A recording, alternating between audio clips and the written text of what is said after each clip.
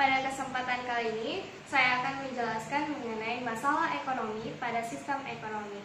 Nah, di sini pada awalnya muncul permasalahan ekonomi karena sumber daya yang terbatas, sedangkan manusia kebutuhannya tidak terbatas. Nah, di sini ada distribusi langsung dan distribusi tidak langsung. Nah, distribusi langsung ini adalah distribusi yang barang dihasilkan oleh produsen langsung ke konsumen tanpa melalui perantara.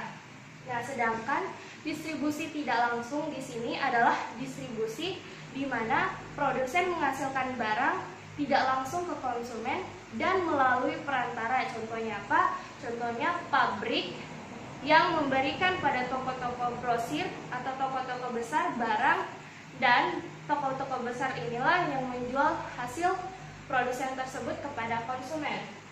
Selanjutnya yaitu konsumsi.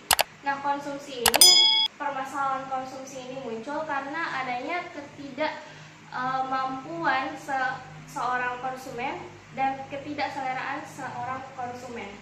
Nah, di sini ada dua macam konsumsi, yaitu konsumsi internal dan konsumsi eksternal. Nah, di sini konsumsi internal disebut dengan konsumsi dari dalam diri. Nah, dari dalam diri ini contohnya apa? Contohnya sikap, perilaku, dan selera atau watak dari seseorang. Karena itu muncul, maka disebut dengan permasalahan ekonomi. Nah, yang selanjutnya yaitu permasalahan ekonomi eksternal, yaitu dari luar diri kita. Dari luar diri kita itu contohnya apa? Yaitu contohnya lingkungan. Lingkungan di luar, lingkungan masyarakat, sosial, dan pemerintah. Nah, selanjutnya yang saya akan jelaskan yaitu modern.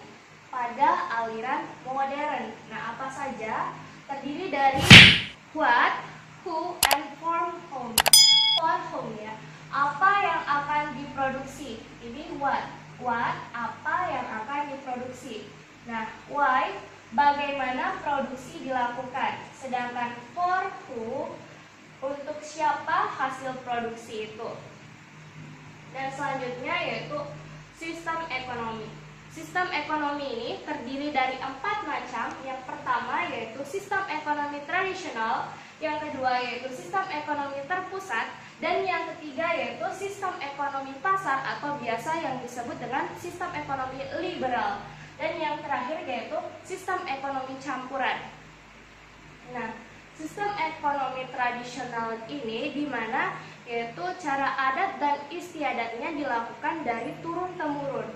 Dan yang kedua yaitu sistem ekonomi terpusat, di mana sistem ekonomi terpusat ini diserahkan seluruhnya kepada pemerintah pusat.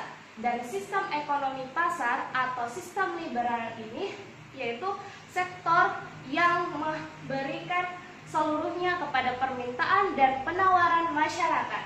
Dan yang terakhir yaitu sistem ekonomi campuran. Nah, sistem ekonomi campuran ini di mana sumber dayanya itu dialokasikan oleh pasar bebas dan dikelola oleh pemerintah. Nah, sekian yang dapat saya sampaikan dan saya jelaskan. Mudah-mudahan bermanfaat bagi kita semua. Assalamualaikum warahmatullahi wabarakatuh.